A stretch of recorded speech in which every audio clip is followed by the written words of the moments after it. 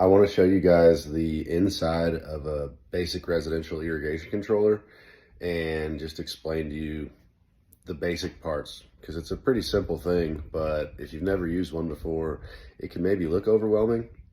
It's kind of like wiring up the controller for your HVAC system. You know, there's a lot of options there, but if you know what's going on, I think an irrigation controller is even easier. So right here in my garage, I've got my Hunter controller. It's a Pro C. It's also got an Irrigation wireless rain sensor right there below it. But if you look in this, there's a couple basic parts. You've got your power up here. So your alternating current 1 and 2 is basically, in your ground is basically your power and your ground. And then you've got right here your rain sensors. And down here you've got your common, which is basically the ground, if you will, for all your zones. And over here you've got your modules, and you can actually do different module setups, so you can actually get even more than 13 on here. I think you can get, I want to say like up to like 16 or something. Don't quote me on that.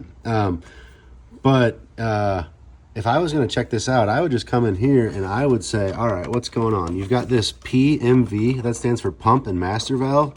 And then you've got these numbers. Each number just correlates with the zone. So, you know, what you do is you look at the color of that zone and you follow it out into the yard, and whatever zone's wired up to that color, assuming there's no tricky stuff going on out there. Sometimes you got to follow one color to a different color to another color until you finally find your valve. But that's how you can trace down your valves, you know, assuming that you don't have a broken wire out in the yard, in which case you're going to want to pull out your wire tracer, and that's kind of a whole nother video. The two other parts of this is going to be your ribbon right here. And that's important because if you ever change out your faceplate, like we did on this one, we did a hydro wire swap,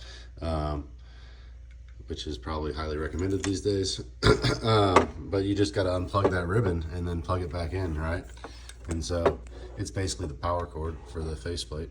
The other thing on this is, well, this one is an indoor box, but if you have an outdoor box, you're going to have a transformer right about here that'll be built into the controller. And then what you can do is you can use whatever length pigtail you want.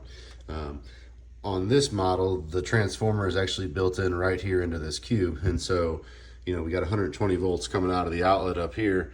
Once it goes into here, it's pumping out about 28. And so when we're testing our stuff right here, if we ground it to our common and check what we got over here, we should be getting like 28 volts. And that way, by the time it gets out to the valves, it's hitting at least 24. Most of our valves are meant to run off of 24 volts.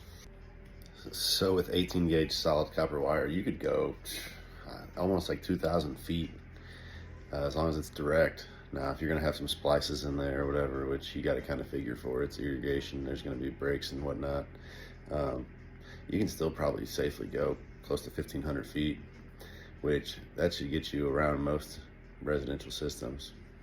Worst case, you up the gauge of the wire, or you can always switch over to a 2-wire system. Everything I've taught you guys is a multi-wired system. So there's a whole nother type of system out there that you might run into.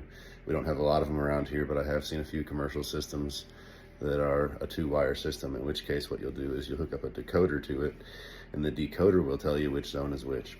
That's a whole nother video too, though.